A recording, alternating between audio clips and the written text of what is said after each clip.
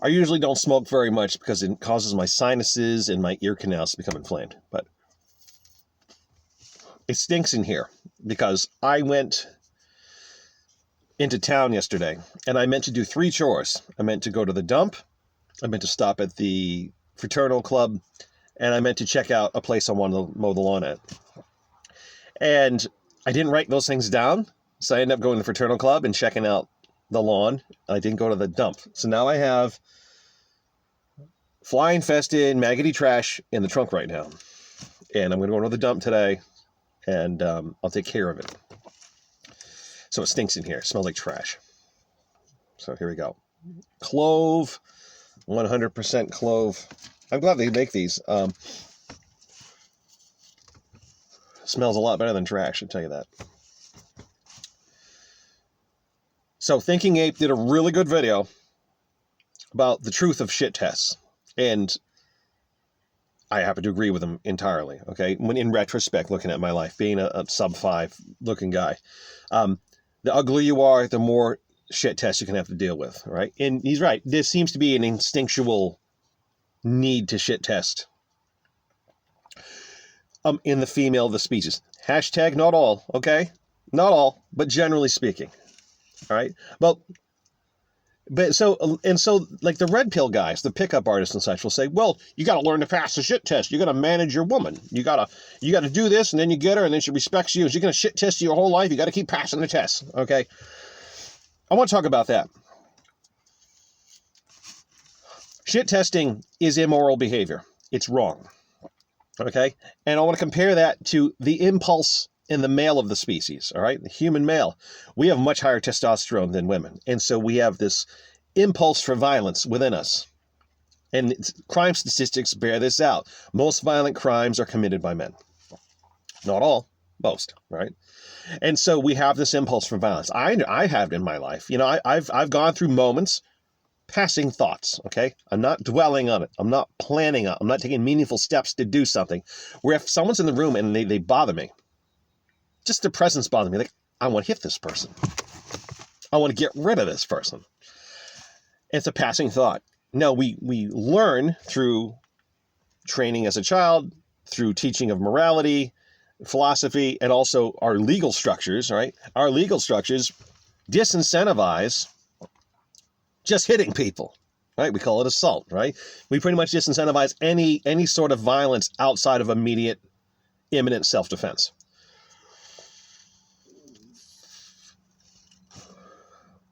However, we have freedom of speech in this country, and I think it's a good thing, by the way. And so women have no legal restraint on them playing mind games with you and shit testing you. And also our cultural norm has elevated the feminine above the masculine. And so then the women above the man. So we don't hold women accountable for shit testing people. And I don't know if you can, how to engineer a cultural change that would restrain the female inclination for shit testing as much as we restrain the male inclination for violence. Again, not all for either sex, okay? I'm not going to keep saying that. So it's out there. And Thinking Ape's correct. Let me use a metaphor. I saw this. I think someone made a comment on No Roads Left channel a few videos ago where if you're a sub-5 looking guy, you have to wipe your ass, use a bidet, and it's still not good enough. Where Chad can have crusts in his underwear, and he's still just glorious and worthy of loyalty. And it's true. It's true. I remember Hyperborean Knowledge did a video like a year ago where they highlighted this woman who's just, it was like a short a woman did where she's doing the laundry and she finds stains in her boyfriend's underwear. She's like, that's my baby. Yeah, and you must be really attractive. In fact, I remember seeing a Dear Abby or something similar in the newspaper. I don't know if it was exactly Dear Abby. It was one of those advice columns where a woman was writing in saying, she's been married to a man for over 20 years, and his breath is hideous, and she can't stand it anymore. and she wants to know what to do with it. Like, she can't be in the room. She won't want to make love to him. She doesn't want to be close to him. She's disgusted with him. And she said he had some kind of trauma as a child, like at the age of like 6 or something, or early in life, where because of that trauma, I don't know what it was, he stopped brushing his teeth. It's like, okay, so if you met him in his early 20s and got married, his breath must have been horrible then. Why did you marry him? How could you even bring him close to kissing someone like that? And he must have been extremely attractive otherwise. And for some women, if a man's hot enough, it doesn't matter if his breath stinks or his pits stink. It doesn't matter, if he has horrible hygiene, he's just hot. Whereas, if you're a sub 5, like, you have to, like, hygiene max. Because if you, the slightest, groom max, like, if your beard's a little uneven, oh, fuck you, you have no chance, right? Let alone your own breath. And, like, I remember I was on a date with someone, I was 20, and I needed to brush my teeth. I wasn't too aware of how bad my breath could get. But after that, she's like, oh, your breath stinks. She's like, don't kiss me. Like, we still end up doing something, but we didn't want to kiss. So from that point on, I was like meticulous about my oral hygiene and like flossing every day, thoroughly brushing twice a day. And I was already brushing twice a day, but I wasn't flossing every day. Flossing, tongue scraping, water pick, gum massage, all these things, like just breath maxing. And I never want to deal with that again.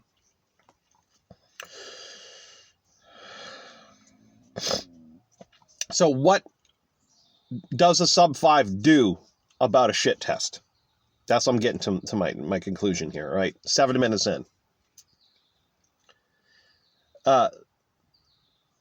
Break up with her. That's my opinion. Don't put up with it. Because, I don't care if you pass the test. You're going to be passing tests the rest of your life. And why is it that we just say, oh, it's female nature, you just have to manage it? Okay, then why don't men get treated that way? Well, violence is just male nature. You just gotta deal with it. Like, no, it's not. It's not something you just have to live with. All right, the philosophy that says you don't go around just hitting people is a good thing, and also creating artificial conflicts just to see how a man deals with it is also wrong.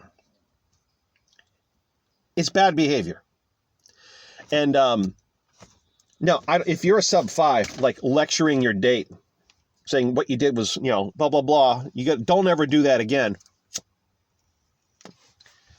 I've tried correcting a girlfriend before who treated me wrongly. She's like, who are you to judge me? Who are you to punish me? Huh? Who are you?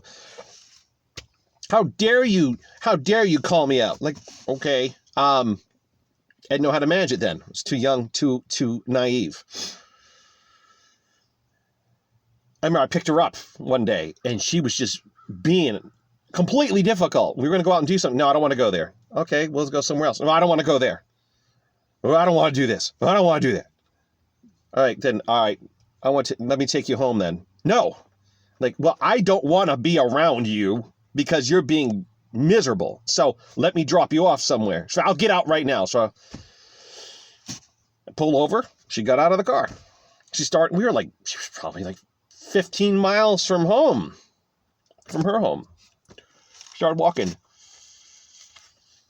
I cooled off.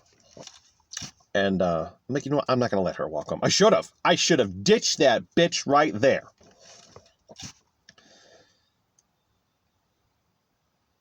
I didn't have an example to learn from. I grew up, my father was miserable, his friends were miserable. Being miserable in a relationship was just the norm. You're supposed to be miserable and punctuated by occasional pleasant moment. That was pleasant, whether it was sexual or non-sexual. When that girlfriend there was sweet, we had a good time. One time in 20 is actually a pleasant interaction. Imagine that. Like,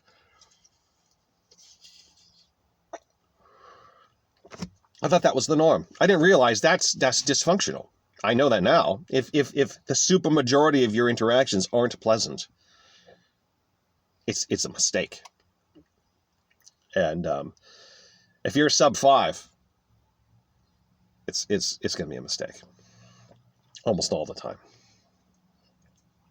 So in my opinion, yeah, if you're still looking to trying, right? Because not every woman's going to do this, and not every woman is that morally aloof, right?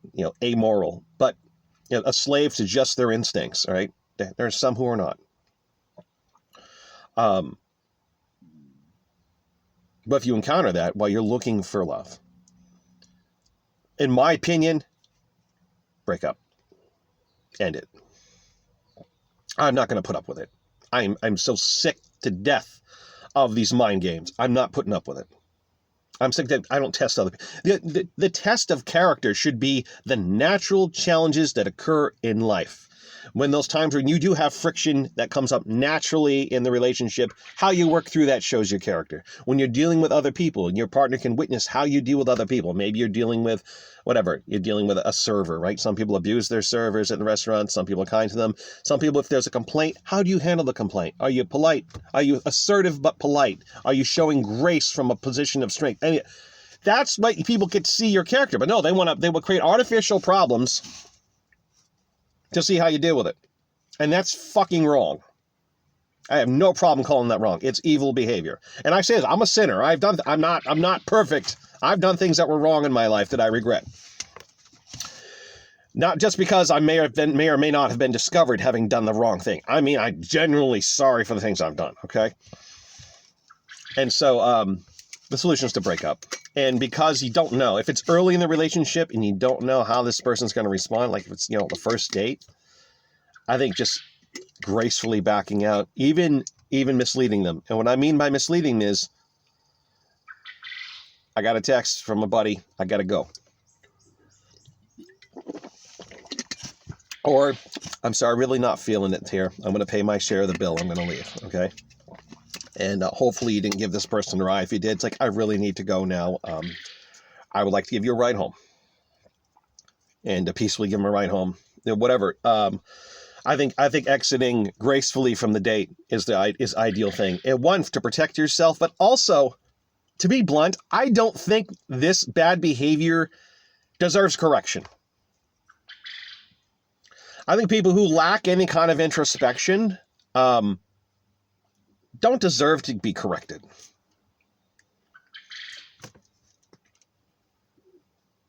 Okay, is someday they figure out, like, hey, why all these like chud guys keep, terminating dates on me? Is it something I'm doing? Okay, someone might have that kind of introspection, in which case, good for them. But I don't think it's not your job to give moral instruction to them, okay? I don't think women are inferior to men in needing of men to tell them right from wrong. They're perfectly capable of discerning it. But just like men, a lot of men have no self-awareness and a lot of women have no self-awareness. And that's their fucking problem. Now, understand, when we're talking about men and their lack of self-awareness, we're dealing more often with overt acts of aggression, which you have to correct. Like, you have to give correction to it or else it's going to continue against you, right? Because you're dealing with, theft, assault, people playing the knockout game, whatever, that kind of terrible stuff. Breaking and entering, The correction is just a matter of course. But for this sort of subtle, not even subtle, just using your words to shit test. No. Look, I don't think I could inspire a movement of chudly looking guys who are out dating saying, you just shit test me and that's wrong. I'm not putting up with it. This date is over. I don't see the need to be confrontational. Just leave them in the dust. Peacefully leave them in the dust. And if they're confused, they're confused. It's not my job to fix them. They have to fix themselves. And that's all I got to say. Thanks for watching.